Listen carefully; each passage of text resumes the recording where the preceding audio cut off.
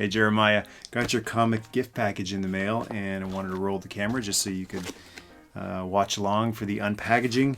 And I love the G.I. Joe stickers on the front. We've got Bazooka, Gung Ho, Firefly, and Cobra Officer, I believe. And that looks like the original G.I. Joe artwork, not the stuff from the anniversary, inspired by the original anniversary artwork.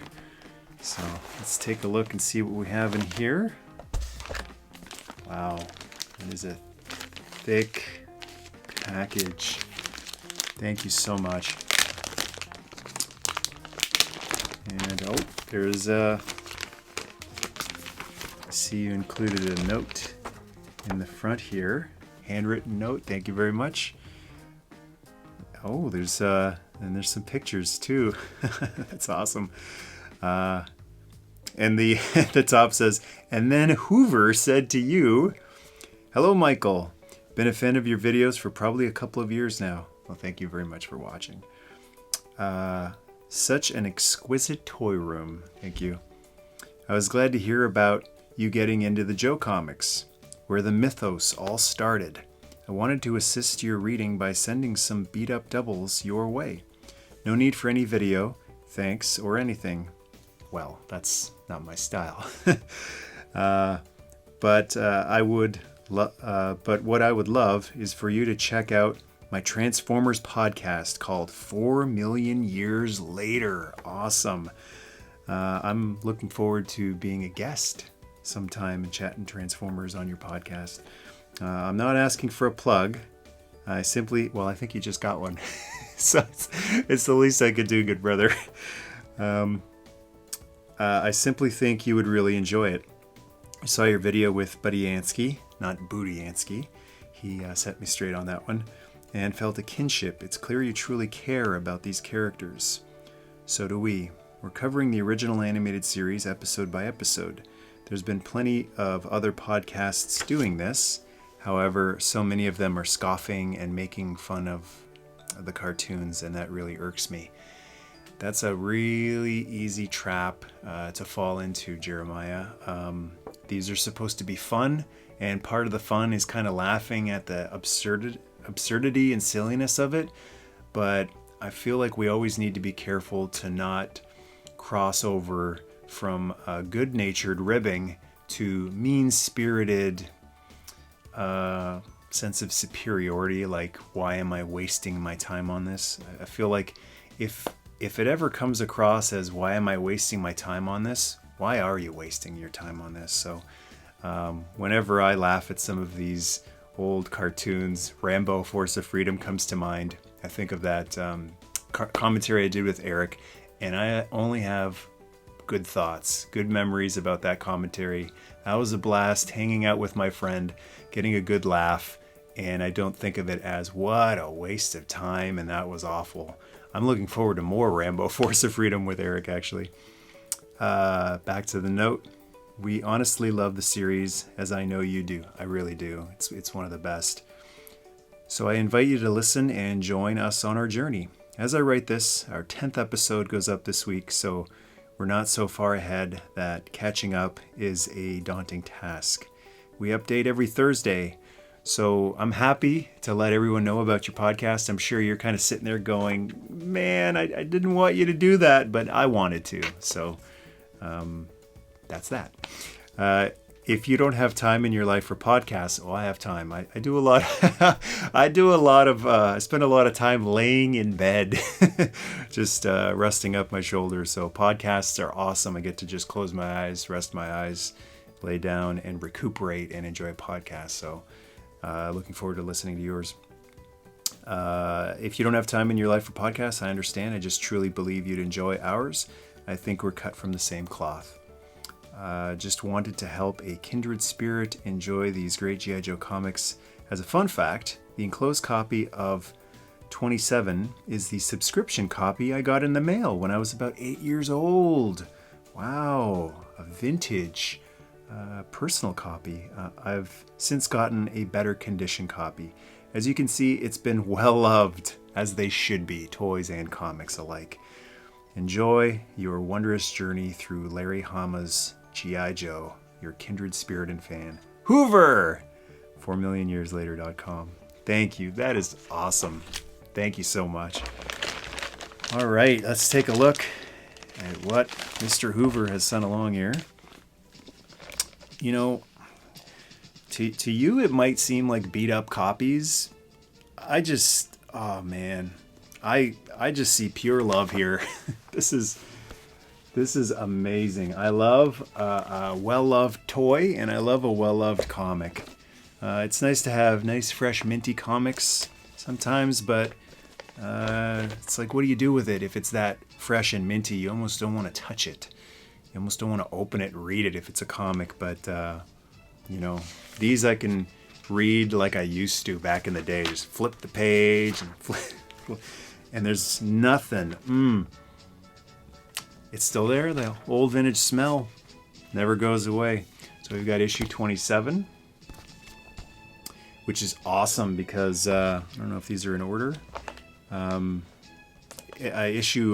just finished reading issue 20. So another G.I. Joe Marvel recap coming at you, issues 11 to 20.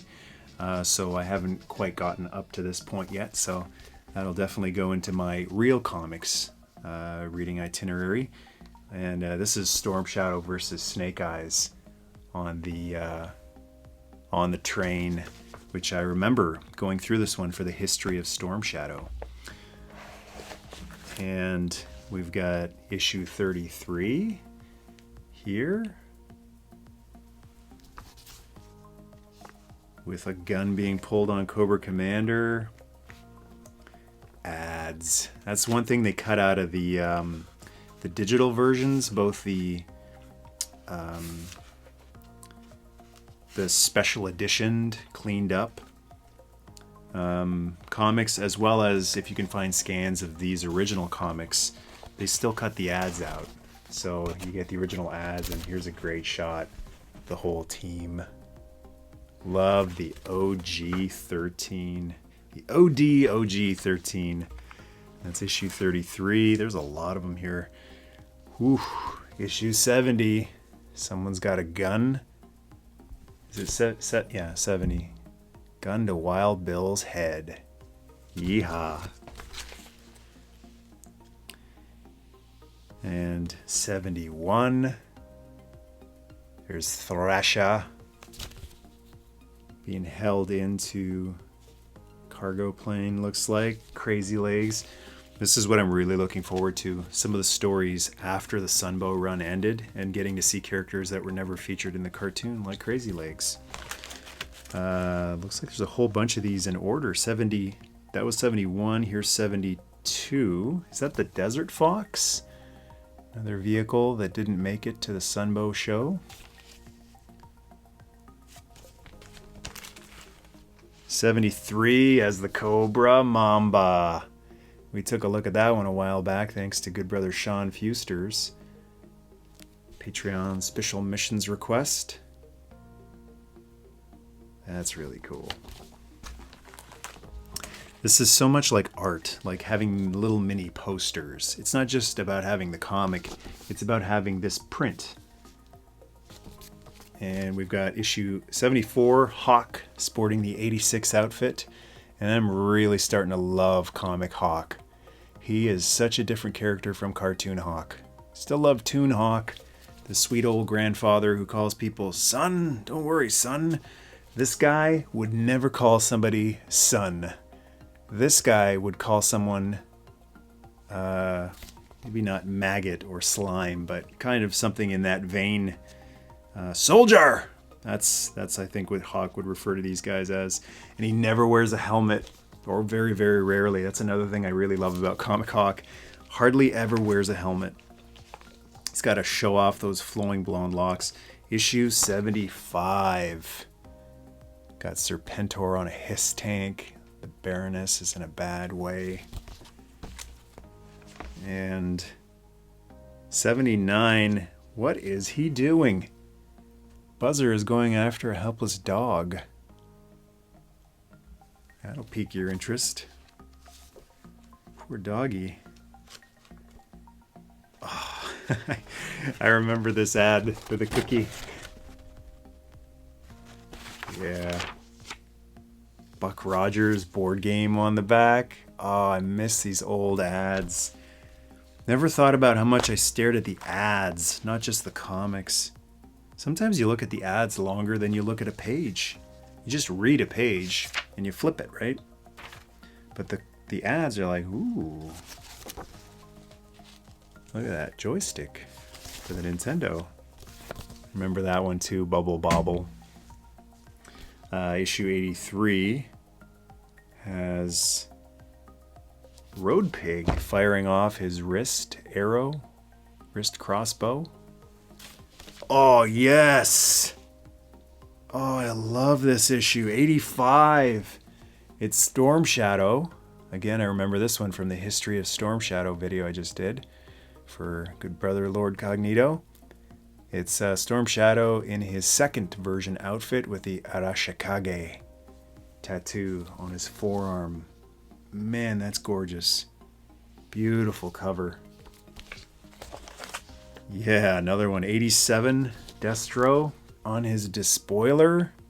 Really looking forward to Larry Hama's take on the Iron Grenadiers, because, you know, like lactose intolerance, I've kind of got a Deke intolerance.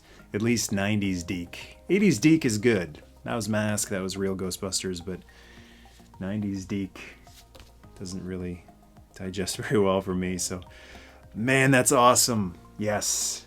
Iron Grenadiers, Destro. Beautiful.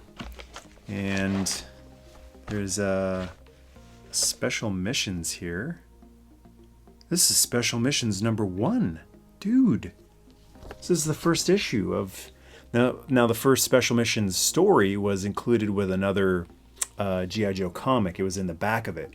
But this is the actual official first standalone release of Special Missions. That is awesome. I read this one a while back digitally, but I'm looking forward to being able to actually read this the right way, the original way. Oh, it's beautiful. Beautiful. Man, thank you for that. That's awesome. And it looks like a modern one in here. Oh, this is declassified. I've had so many people comment after I did that G.I. Joe issues 1 to 10 comic recap. I've had a lot of people say, well, you've got to read Declassified. It is a Larry Hama story. It is a modern one. What's the date on this guy? This is the first printing, June 2006. So this one was written by Larry Hama. There's the Godfather right there. And this is the story we never really got in the comics. It's, I guess, the assembly of the G.I. Joe team, how they were put together. I read this years ago digitally, and I've never read this actually like on paper the way you're supposed to read it. So that is awesome. I don't remember much of it, so I'm really looking forward to rereading it. Oh, General Flag is in there too. So it's the same continuity as the Marvel comic, prequel to the Marvel comic, basically. And that is one I definitely need to do. Now that can only be Chuckles. I'm assuming the guy in the Hawaiian shirt is Chuckles. Oh, that's such a cool thing to have, in addition to all the other comics. Wow, thank you for that. Awesome, awesome. Thank you so much, Jeremiah. That is like a really thick stack of comics, and I'm going to be really enjoying reading those. Thanks again to David for the comics that he sent as well. He kind of got the ball rolling on this because I didn't have very many original G.I. Joe comics. So David sent a bunch, and then this is how these things go, right? The snowball.